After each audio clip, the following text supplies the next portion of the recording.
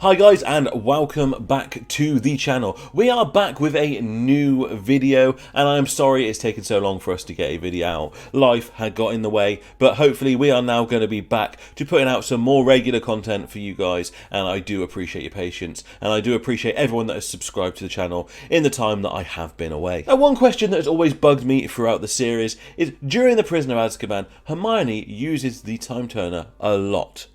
This means that she is actually aging more than the rest of the characters in the story.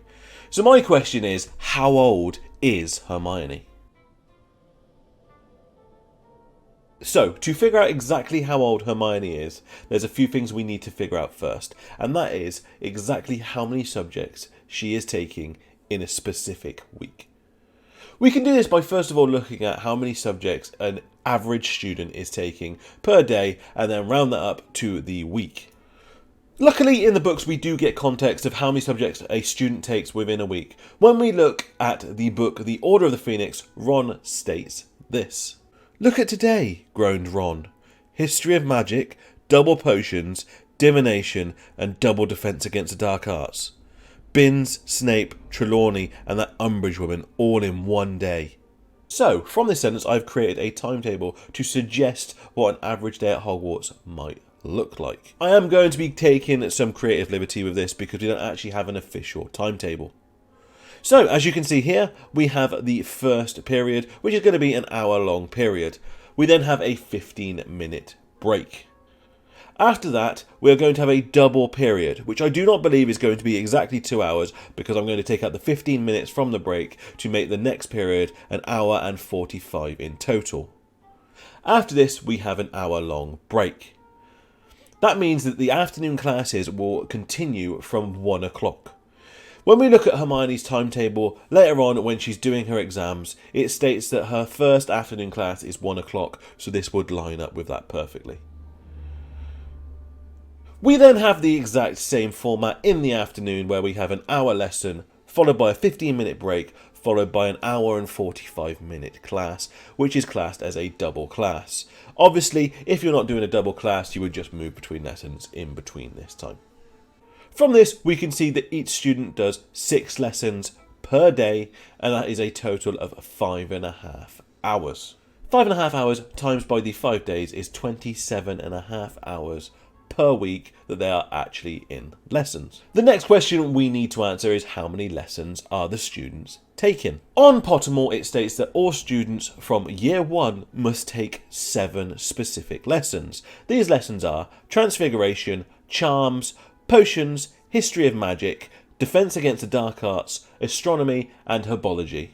They also take mandatory flying lessons, but we're not going to include this because that's just for year 1s. Pottermore then goes on to state that students going into their 3rd year must take a minimum of 2 more subjects from the following list: Arithmecy, Muggle Studies, Divination, Study of Ancient Rooms, and Care of Magical Creatures.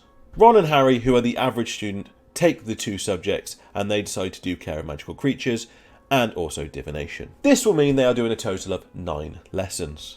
So if we take our 27.5 hours that students are within lessons, that means that they are doing every lesson on average 3 times a week. So Hermione is doing 3 more subjects than Ron and Harry. This means that she is doing an extra of 9 hours per week. From the Hogwarts acceptance letter, we know that term starts on the 1st of September each year. However, we don't have an exact date for when the term ends. When we look at the Goblet of Fire, the tragic death of Cedric Diggory occurred on the 24th of June. The school year ended very shortly afterwards. This to me would suggest that potentially the school year might end on the 30th of June every year. Between the 1st of September and the 30th of June, there is approximately 43 weeks. However, 2 of these weeks can be taken by students away from the castle, and this is during the Christmas period and the Easter period. So that means that the total amount of weeks that students are learning at Hogwarts is approximately 41.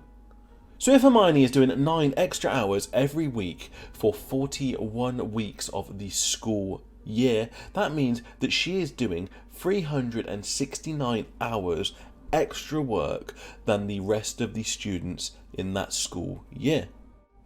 If we take those 369 hours, they equate to 15 days. That means that because of the use of the time turner, Hermione is aged 15 days more during the events of The Prisoner of Azkaban than the rest of the students at Hogwarts. There is a few minor discrepancies where she did fall asleep and miss a few lessons. However, that is only a couple of hours, and if you then add on the hours that she used during the final events of the book, it cancels this out anyway. So, there you have it. Biologically, Hermione ages 15 days more than the rest of her classmates during the events of The Prisoner of Azkaban. Let me know what you think of this theory down below, and let me know if I made any mistakes. It's highly likely maths is not my strong point. I want to thank you all for sticking around during the time that I've not been putting out videos, and also thank everyone for subscribing during my hiatus. It really means the world to me that you're still here to stick around for my content. I'm hoping now that we will be doing regular content, so fingers crossed we should have a video out every week, or at least every couple of weeks. I really hope you enjoyed this theory video, and if you did, please consider giving it a like and subscribing to the channel. Don't forget to share with your friends who are also Harry Potter obsessed and get them involved in the channel as well. But that is the end of the video, and I really look forward to seeing you in the next one. And until then, mischief managed.